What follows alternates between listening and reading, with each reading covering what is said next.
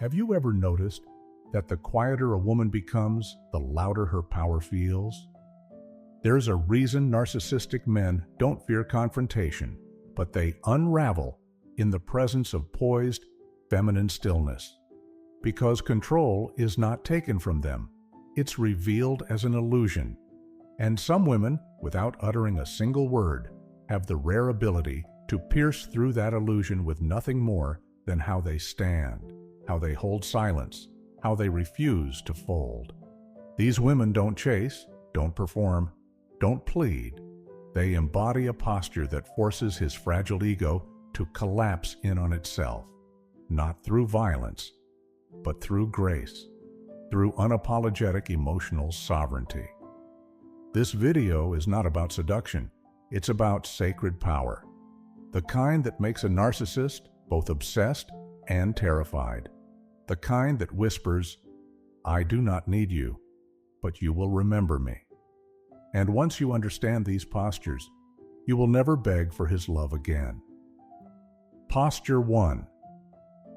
The absence that screams louder than presence. Why does a narcissistic man only begin to notice you once you've stopped trying to be seen? Why does your silence haunt him more than your words ever could? This is not accidental. Narcissistic men are not drawn to love. They are drawn to mirrors, to reflections that validate their inflated self-image. But once a woman breaks free from the performance of needing to be chosen, she becomes invisible to his ego and blinding to his shadow. Her absence becomes a riddle his psyche cannot solve. And that is where the obsession begins. Most women are conditioned to believe that to be valued, they must add something: more affection, more warmth, more compliance. But the true power lies in subtraction, in the mysterious vanishing of energy once freely given. This is the first feminine posture, not a physical stance, but an energetic one, a complete withdrawal of emotional availability without explanation. She doesn't slam the door. She simply walks out of the room in his mind and leaves the light on. When this posture is embodied, it ruptures the narcissist's reality. He no longer feels admired. He no longer feels reflected. And without that constant validation, he begins to deteriorate from the inside. He will say, "You are cold." He will say, "You are cruel." But what he's really saying is, "You stopped feeding my illusion." The solution isn't revenge. It's radiance without response. The ability to let him feel your absence in rooms you never speak in again. This posture is not dramatic. It is quiet, still, regal, the way a queen leaves a palace and never looks back. No noise, no collapse, just an echo he can't silence. Visualize yourself as a sacred temple, once open to all, now closed behind golden gates. Not out of punishment, but because not everyone deserves access. She didn't leave. She returned to herself. But what happens when you remain present and yet offer no emotional reaction? That is the next posture, and it's even more devastating. The sacred mirror and the collapse of his mask. Why do narcissistic men try to provoke emotional chaos in calm women? Why does your lack of reactivity make them spiral? The answer is brutal and simple. Narcissists survive through emotional control. They need to feel they are puppeteering your mood, your affection, your self-worth.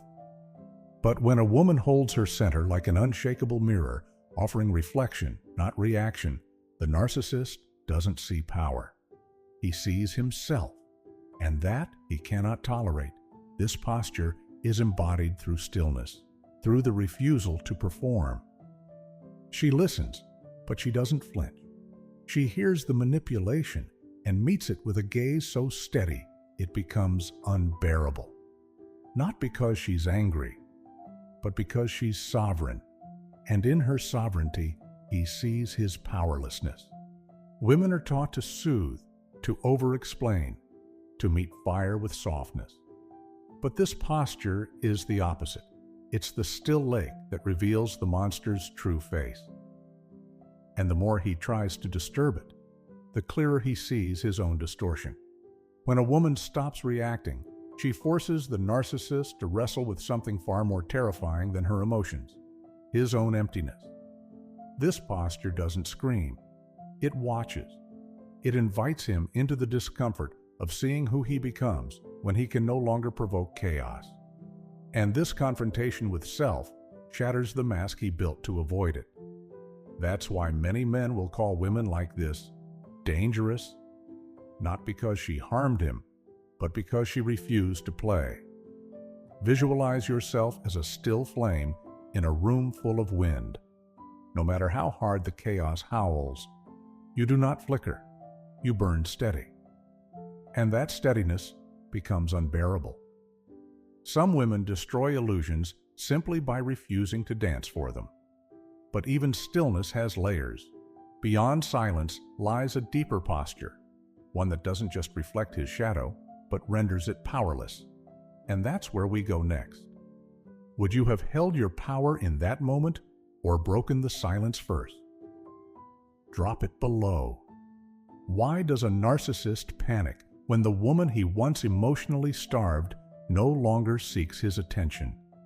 Why does it bother him when her gaze no longer follows him across the room, across the phone screen, across the digital stage where he once danced for admiration?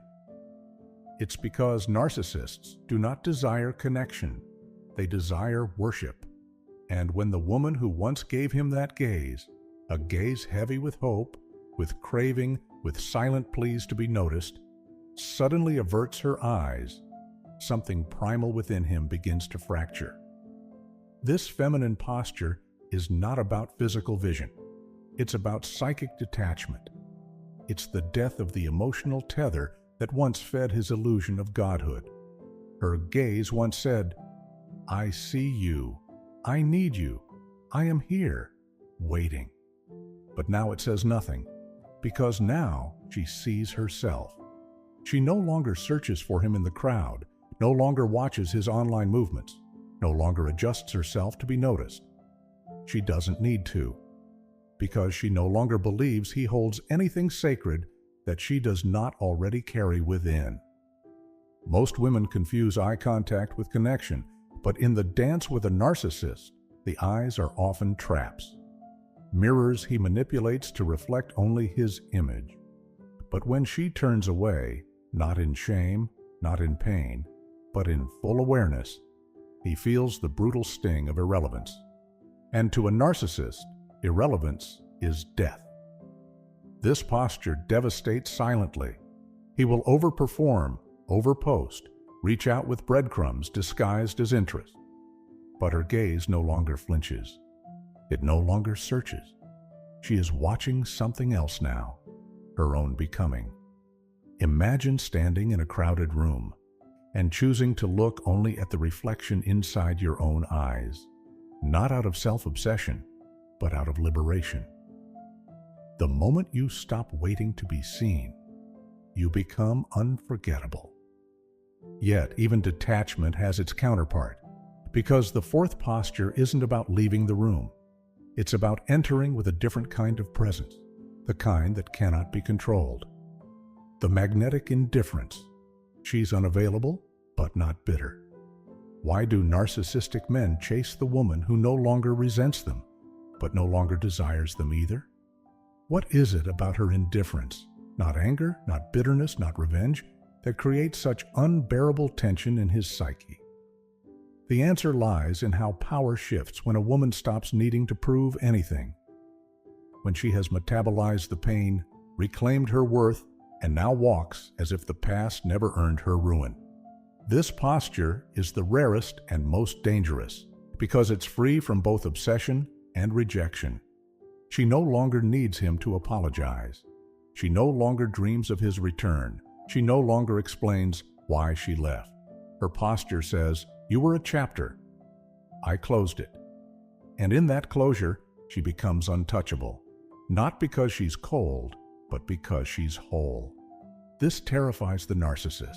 He was prepared for anger, for vengeance, For emotional fireworks he could twist into proof that she still cared. But this woman doesn't burn anymore. She glows. She isn't reacting to him. She's not even resisting him. She's simply unavailable. Not as punishment, but as evolution. She's emotionally out of reach.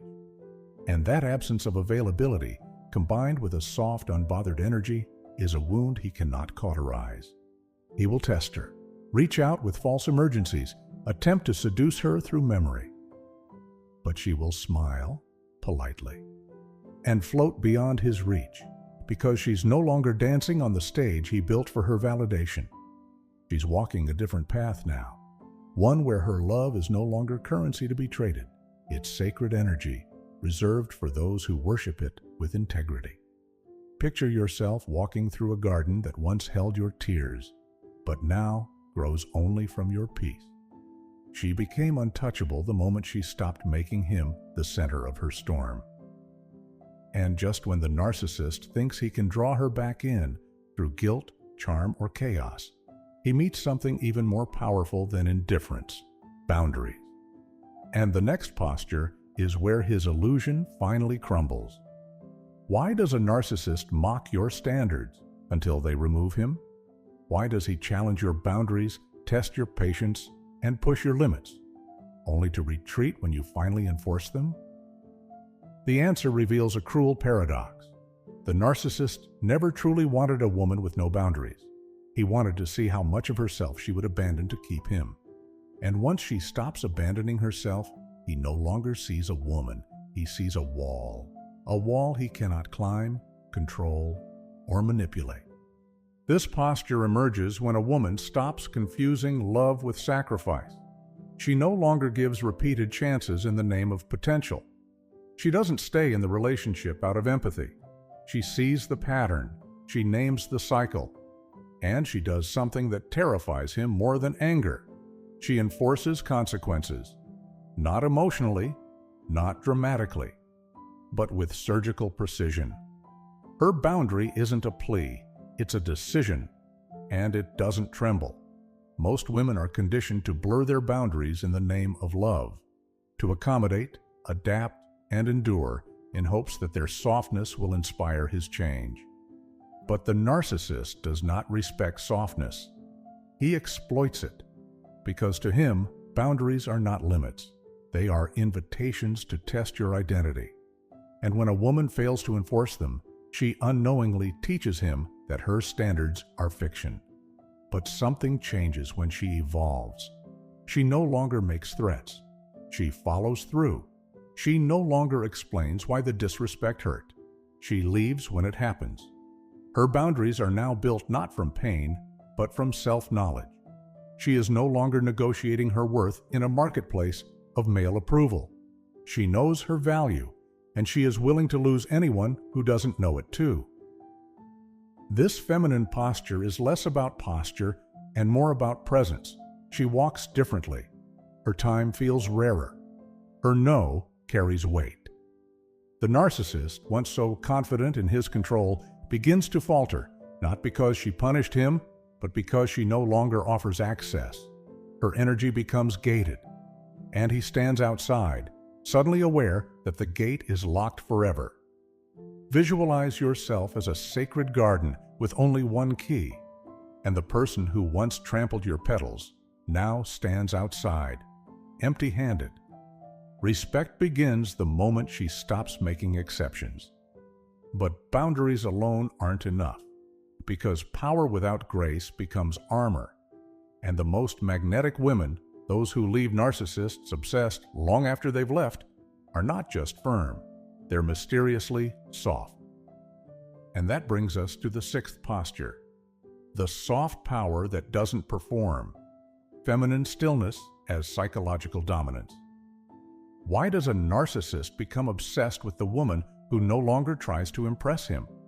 Why does he feel drawn to the very energy that makes no effort to seduce, entertain, or appease? The reason is buried in the narcissist's greatest fear: irrelevance. And when a woman embodies still, grounded, unapologetic softness, he feels something unfamiliar, small, This posture isn't loud. It doesn't demand anything. It's simply a way of being. She no longer enters a room with hunger in her eyes. She no longer seeks approval in her reflection. She's not cold, but she isn't seeking warmth either. She is full, and her fullness is magnetic. The narcissist, who feeds on insecurity, doesn't know what to do with a woman who no longer seeks to prove her worth.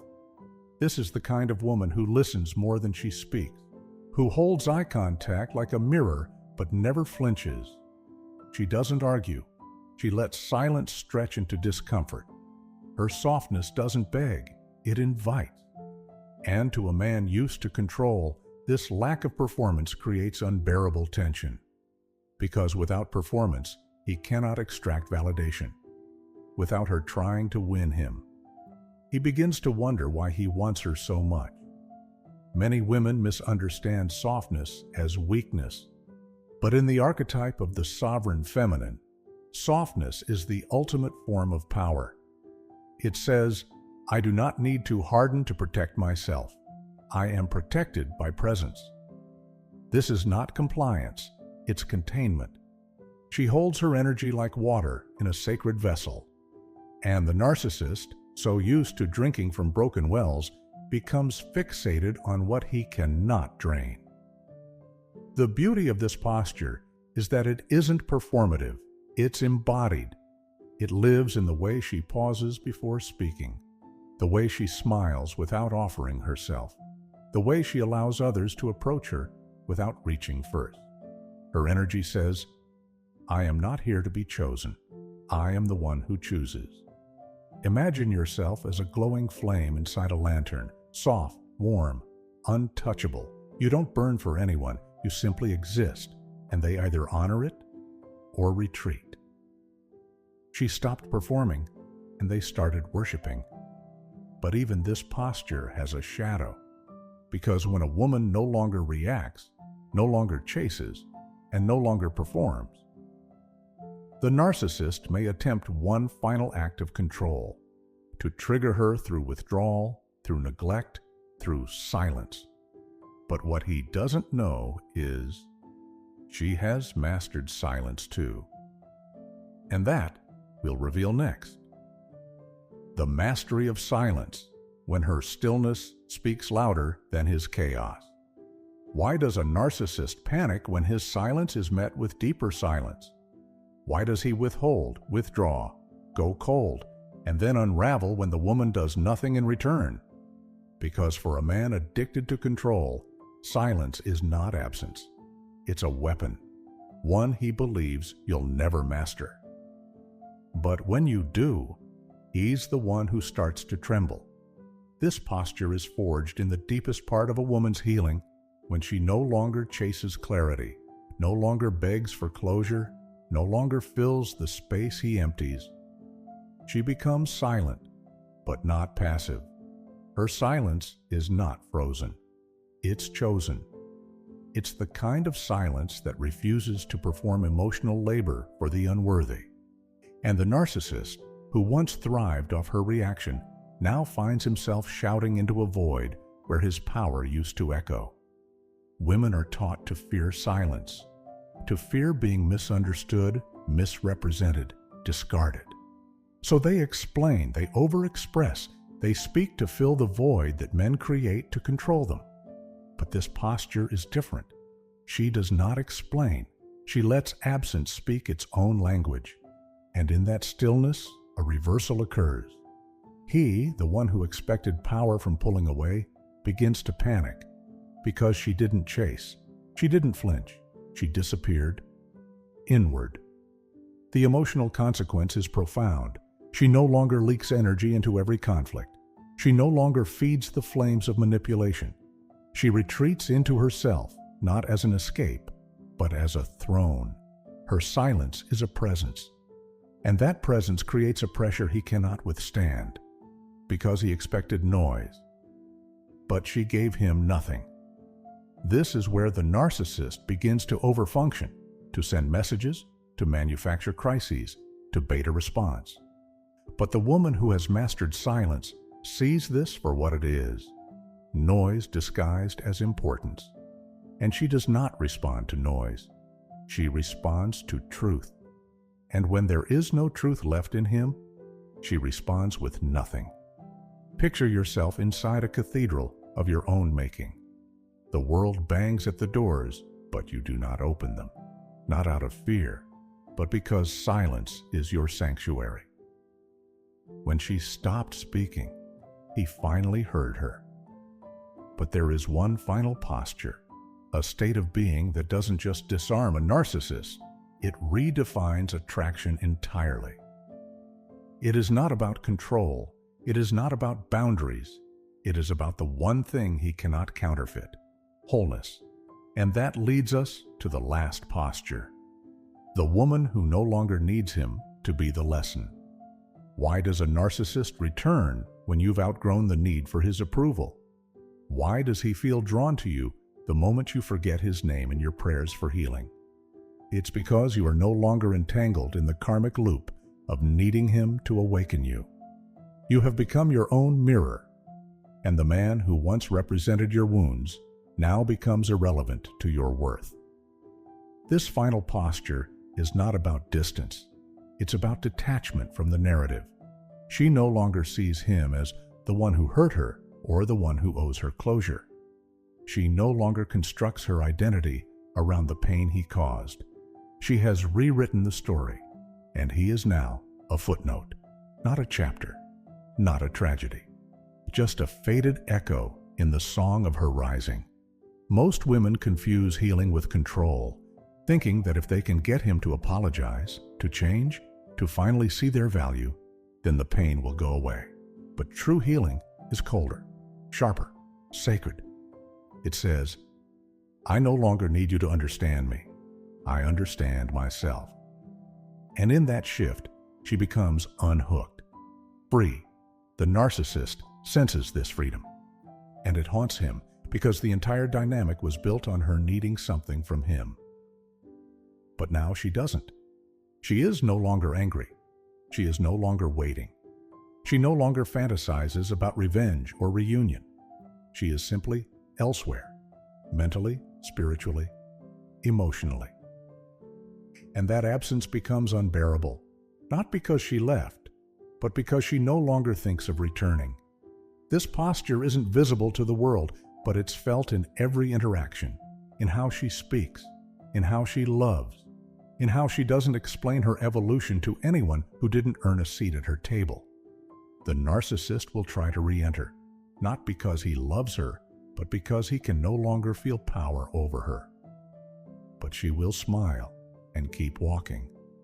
Not because she's heartless, but because her heart is no longer held hostage by his story. Imagine walking through a city you once lived in and realizing it no longer feels like home. You do not grieve.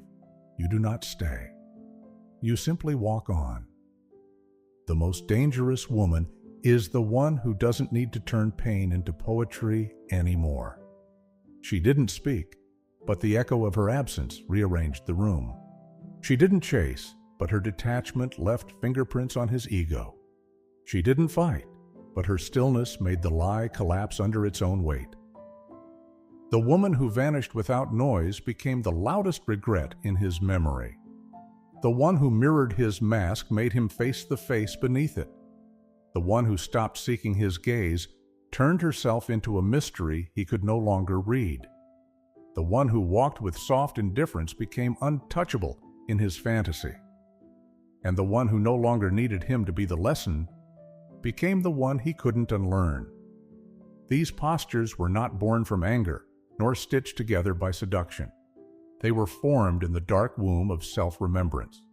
Each one a silent ritual, a gesture of reclamation, a step away from performance and into presence. Because feminine power is not about what she controls. It's about what she no longer gives away. When she stopped explaining, she became sacred. When she stopped reacting, she became mythic. When she stopped chasing, she became magnetic. And when she stopped needing, she became sovereign. The narcissist, trained to feed on dependency, starved at the altar of her wholeness. And in that starvation, he met himself. Carl Jung once said, "Only the paradox comes anywhere near to comprehending the fullness of life." And you, woman, are the paradox. You are softness that wounds, silence that commands, absence that possesses. You are the mirror they run from and the mystery they chase. You do not need to harden to become powerful. You only need to remember your stillness is not silence. It is initiation. So let the world misunderstand your calm. Let him mislabel your detachment as coldness.